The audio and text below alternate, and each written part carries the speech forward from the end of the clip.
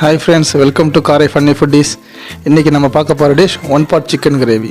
இதுக்கு தேவையான பொருள்: உருளைக்கிழங்கு ஒரு 3, பச்சை மிளகாய், வெங்காயம், இஞ்சி பூண்டு பேஸ்ட்டு, தேவையான உப்பு, கரம் மசாலா, சிக்கன் மசாலா, மல்லித்தூள், மிளகாய்த்தூள், மஞ்சள் தூள், பட்டை கிராம்பு, ஏலக்காய், தக்காளி, புதினா.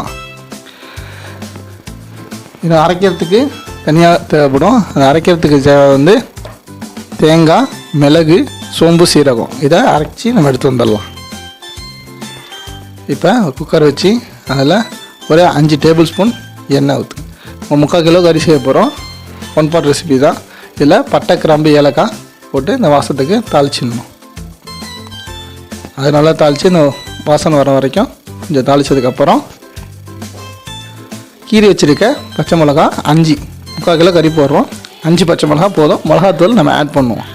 அதுக்கப்புறம் வெங்காயம், பெரிய வெங்காயத்தை ஒரு 4 வெங்காயம், மீடியம் சைஸ்னால் 4 வெங்காயத்தை ஸ்லைஸ் பண்ணி அது கூட சேர்த்து நல்லா வதக்குங்க.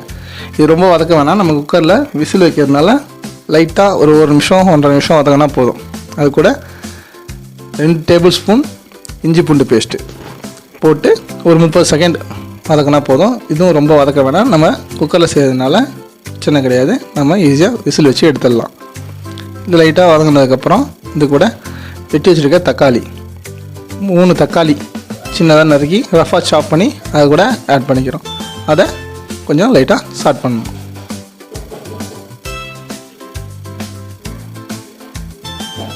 அது கொஞ்சம் லைட்டாக வதங்கினதுக்கப்புறம் அது கூட மஞ்சள் தூள் ஒரு 1/2 டீஸ்பூன் மஞ்சள் தூள்,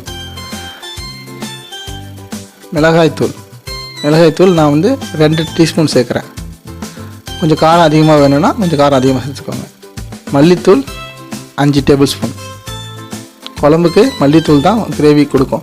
அதனால் அதை சேர்த்துட்டு சிக்கன் மசாலா இருக்குல்ல, சிக்கன் மசாலா ஒரு 3 டேபிள் ஸ்பூன் சேர்க்குறோம். அதை சேர்த்து நல்லா வதக்கணும். நல்லா வதக்கும் போது கொஞ்சம் ட்ரையாக இருக்க மாதிரி இருக்கும், பிடிக்கிற மாதிரி இருக்கும். ஒரு 30 செகண்ட் வதக்கிட்டு அதுக்கு கொஞ்சமாக தண்ணி மட்டும் ஆட் பண்ணிக்கலாம்.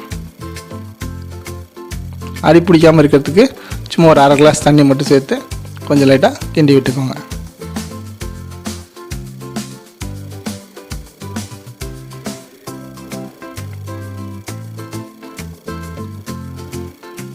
இது கூட கரம் மசாலா ஒரு 1.5 டேபிள் ஸ்பூன் சேர்க்கணும்.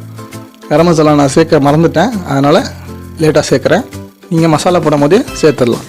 இது கூட நம்ம வாஷ் பண்ணி மஞ்சத்தூள் போட்டு வாஷ் பண்ணி வச்சுருக்கேன் சிக்கன் 3/4 கிலோ இருக்குது, போனோட தான் இருக்குது. அதை ஆட் பண்ணி நல்லா மிக்ஸ் பண்ணுங்க.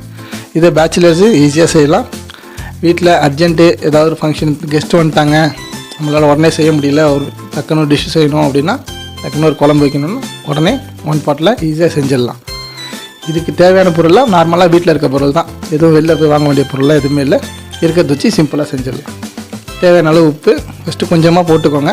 கடைசியாக தேவைப்படுமோ உப்பு போட்டுக்கலாம். உப்பு மட்டும் அதிகமாகிட்டுனா எடுக்கிறது கஷ்டம். கம்மியாக போட்டுக்கோங்க. தேவைப்படும் போது நம்ம திரும்ப போட்டுக்கலாம். இதை ஒரு தடவை மிக்ஸ் பண்ணிவிட்டு இது கூட நம்ம அரைக்க ஊற்றாமல் தேங்காய், மிளகு, சீரகம், சோம்பு அதை ஊற்றிட்டு அது கூட கொஞ்சம் தண்ணி கலந்து நான் கழுவி ஊற்றிட்டேன். தேங்காய் ஒரு மூடி தேங்காய் எடுத்துக்கோங்க. 3/4 கிலோ சிக்கனுக்கு நான் 1 மூடி தேங்காய், 2 டீஸ்பூன் மிளகு, 1 டீஸ்பூன் சோம்பு, 1 டீஸ்பூன் சீரகம் சேர்த்துருக்கேன். அது கூட உருளைக்கிழங்கு தேவைப்பட்டால் உருளைக்கிழங்கு ஆட் பண்ணிக்கோங்க.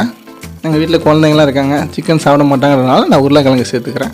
ஒரு 3 உருளைக்கிழங்க ஒரு 8 துண்டா 4 துண்டோ உங்களுக்கு தகுந்த மாதிரி கட் பண்ணி சேர்த்துக்கிட்டு அதையும் ஒரு கிண்டிட்டு, எனக்கு உப்பு பார்த்தேன், உப்பு கொஞ்சம் கம்மியாக இருக்க மாதிரி இருந்துச்சு. உருளைக்கிழங்கு போட்டாலும் உப்பு கொஞ்சம் கம்மியாக இருக்கும். அதுக்கு தகுந்த மாதிரி திரும்ப உப்பு போட்டுக்கிட்டு கொஞ்சம் லைட்டாக அந்த சிக்கனில் தண்ணி விட்டதுக்கப்புறம் நம்ம எவ்வளோ குழம்பு தேவையோ அந்த குழம்புக்கு தேவையான அளவு தண்ணி ஊற்றி மிக்ஸ் பண்ணி குக்கரில் விசில் வச்சிட வேண்டியதுதான்.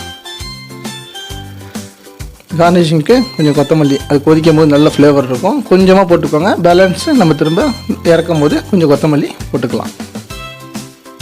ஒரு 4லேருந்து 5 விசில் நம்ம விட்டோம்னா கறி நல்லா பஞ்சு மாதிரி வந்துடும். குழந்தைங்கள்லேருந்து எல்லாருமே சாப்பிட்றதுக்கு ஈஸியாக இருக்கும். நல்லா 5 விசில் விட்டுடலாம். ஓப்பன் பண்ணிவிட்டு மல்லி இலை கழுவி போர்ஷன் பண்ணி கொடுத்துடலாம். இந்த சேனலை சப்ஸ்கிரைப் பண்ணுங்கள், லைக் பண்ணுங்கள், ஷேர் பண்ணுங்கள், ட்ரை பண்ணி பார்த்துட்டு கமெண்ட் பண்ணுங்கள். தேங்க்யூ.